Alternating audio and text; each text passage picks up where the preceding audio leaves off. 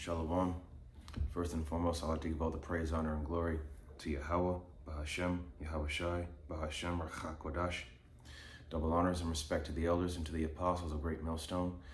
Peace and blessing to all Akim that are preaching and teaching this word with 100% truth and sincerity. And unto the men, women, and children that are listening and learning. And unto the Bayath Davadah, the elect house of David that is scattered abroad, I give you my utmost and sincere citations. All right, this evening's lesson is entitled,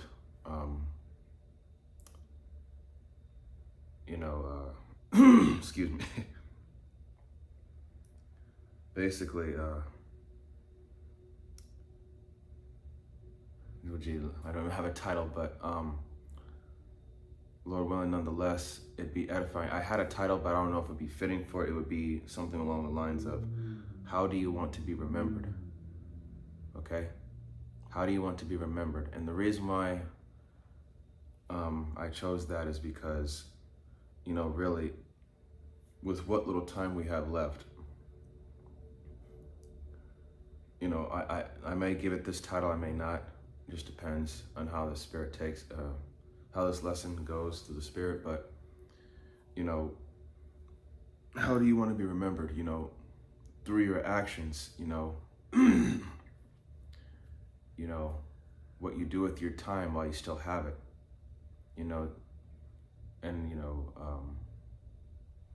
just based how to make, how do you make use of your time? Do you just sit and ponder, wait for the right moment? Because there is no perfect moment until we get to the kingdom. It's, you always ask yourself, where do you start? You got to start somewhere. You got to start now. You can't just remain sitting there doing nothing, because you're not going to get anywhere. I know what I said earlier, that I didn't have a title, but how do you want to remember is a title. So I know it sounds kind of contradictory, but I wasn't too sure of it at first, but we'll see how it goes with the lesson. So we're going to get started in the book of Ecclesiastes. It's going to be chapter 11, verse 4, and it says, "He that observeth the wind shall not sow, and he that regardeth the clouds shall not reap." Okay, so someone that, excuse me, observeth the wind, and he that regardeth the clouds shall not reap. So basically, you just kind of sit around pondering to yourself, just wondering, when is the perfect moment going to come? There is, like I said before, there is no perfect moment. The only perfection or perfect we'll get is in the kingdom. But right now, like I said, you got to start somewhere and make a move and build and go from there. Sure, that first move, wherever you start, it may feel uncomfortable at first, but that's part of growth. Is you gotta get comfortable with being uncomfortable. You gotta push, make that move, and excuse me, and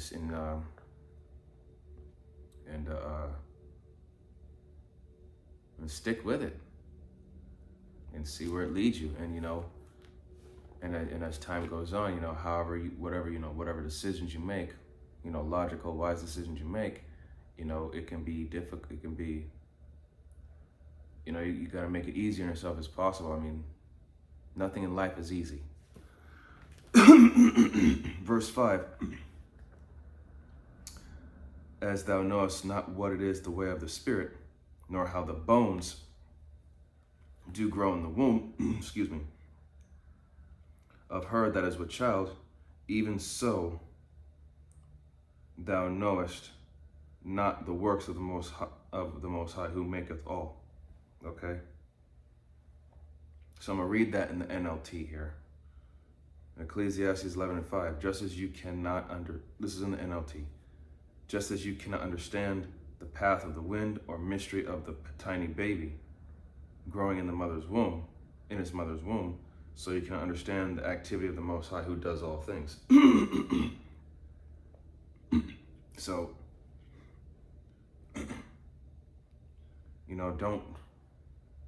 don't waste time pondering. Don't waste time thinking about things too much or thinking too deep, because there are certain things you're just not meant to understand. Not yet, at least. In verse 6, in the morning sow thy seed, and in the evening withhold not thine hand, for thou knowest not whether shall prosper, either this or that, or whether they both shall be alike good. Okay? So, you don't take action. You know, wherever you start, you say you don't know how or where to start, you know, you gotta just pick and go with it.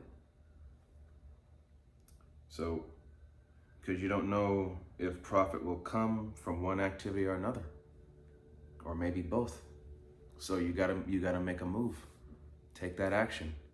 You know, the scriptures say, be not only hearers of the word, but doers. So go for it. Shoot your shot, as they say. Now we're going to go to the book of Sirach. Chapter 5. Chapter 5, verse 7, and it says, make no tarrying to turn to the Lord, and put not off from day to day. For suddenly shall the wrath of the Lord come forth, and in thy security thou shalt be destroyed, and perish in the day of vengeance. So, don't be slacking. Okay, don't become lackadaisical. Don't, you know, stay consistent with whatever it is that you do. Because Yahweh Shem Shai, you know, that judgment could come at any moment right on the spot when you're all comfortable and you just think that everything's good, and in that moment of in that moment of slackness, something happens, and then it's just like, damn. Okay, you got to stay sharp. Now we're going to go to Proverbs.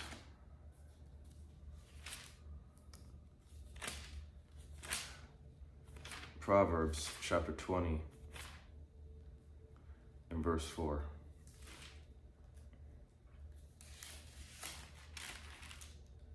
Proverbs 20 and 4. It says, the sluggard will not plow by reason of the cold. Therefore shall he beg and harvest and have nothing. So again, man, by not taking action, by being lazy, you're not going to get anywhere. How can you reap the rewards of labor if you don't, you know, put forth the work? And that goes not just in the truth, but also in this life.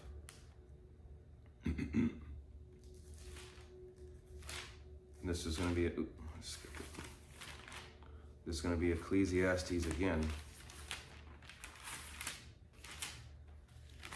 Ecclesiastes chapter 9. Chapter 9, verse 10, and it says, whatsoever thy hand findeth to do, do it with thy might, for there is no work, nor device, nor knowledge, nor wisdom in the grave, whither thou goest. So, you know, as my father always said, you know, the mind is a terrible thing to waste, and, you know, idle hands,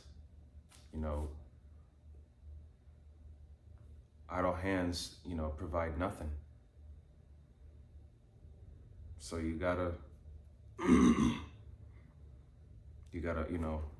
whatever it is you do, put your effort into it. Make it happen. Okay? Because when you pass on from this life, man, there's nothing in the grave except just sleep. Now we're going to go to Hosea.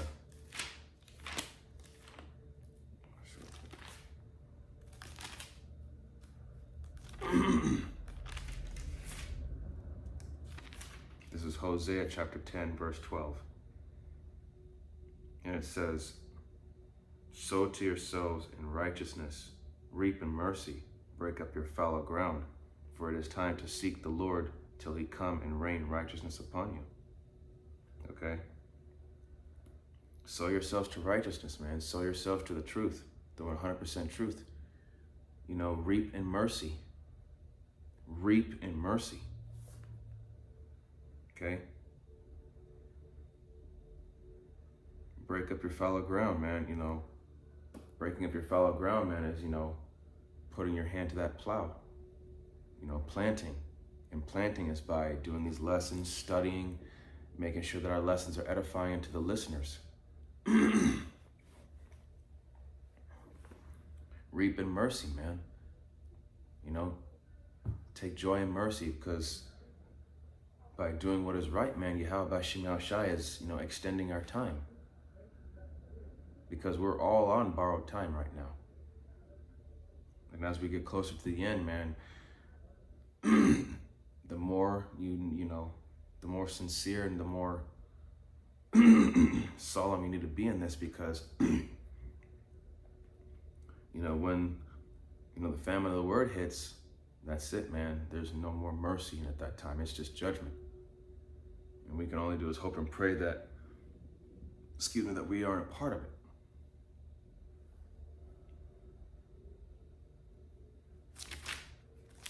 That we do receive mercy, and that we're worthy to escape the said perils that are in this book, man. This is going to be the book of Isaiah, chapter 55. It's going to be verse 10. It says, "For as the rain cometh down, and the snow from heaven, and returneth not thither, but watereth the earth, and maketh it bring forth and bud, that it may give seed to the sower, and bread to the eater." Okay? So, in order for your hard work to, you know, in order to flourish, you have to put forth the work first. In order for it to, you know, for that rain to come, you know, to make it bring forth and bud. And that right there is the fruit of your labor, man. Good or bad, but hopefully good. All right, I'm gonna close out with this is gonna be the book of John.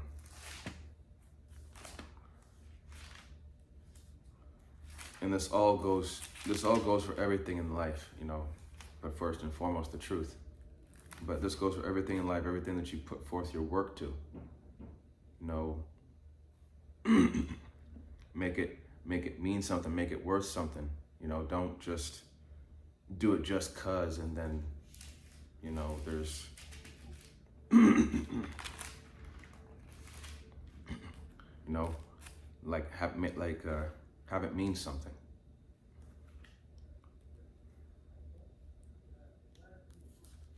This is the book of John, chapter 4, verse 35. It says,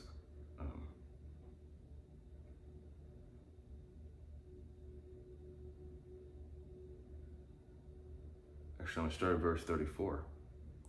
And it says, "And Yahushua saith unto them, My meat is to do the will of him that sent me, and to finish his work." 35. "Say not ye, there are yet 4 months, and then cometh harvest." So, what time do you usually plant? During like the late fall, and then 4 months after that through the winter time, and then the beginning of spring. That's that little 4-month period. And then it says, "There are yet 4 months, and then cometh harvest.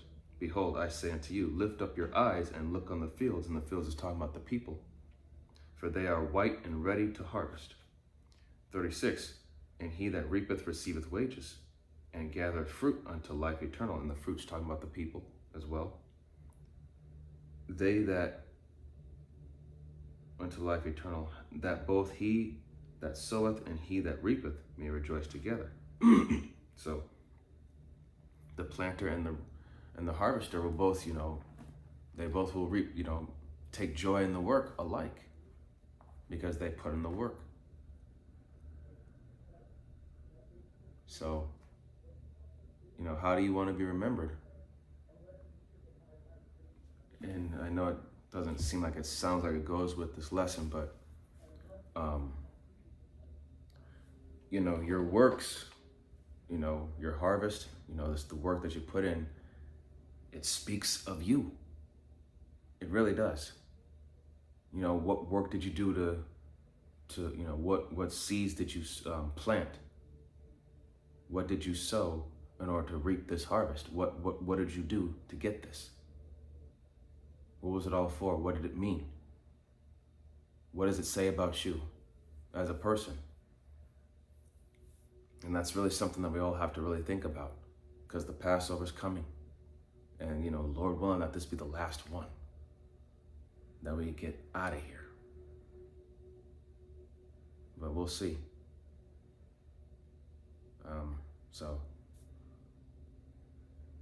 So again, man, how do you want to be remembered? Because in the eyes of the Lord, man, your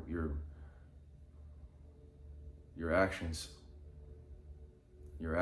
speak. Your actions every day speak of you. So we got to be mindful of that. And I'm speaking to myself first and foremost. So, you know, our stories are still being written, you know. And as Elder Apostle Kabar says, you're only as good as your last act. So, being in this truth, this ministry, and, you know, making our calling and election sure, this is our last act, so make it worth something, make it count. Okay? Through your actions show what kind of a person you are. So, Lord willing that this was edifying. All praise, honor, and glory to Yahweh, Ba'ashem, Yahushai, Ba'ashem, Rakakwadash. Double honors and respect to the elders and to the apostles of the great millstone. Peace and blessing to all Akim that are preaching and teaching this word with 100% truth and sincerity. And unto the men, women, and children that are listening and learning. And unto the Ba'ath and Dabadah, the elect house of David that is scattered abroad. I give you my utmost and sincere salutations. See you in the next lesson, Lord willing. Kwam Yasharala, Wa Abad Babal, Shalom, Barakatam.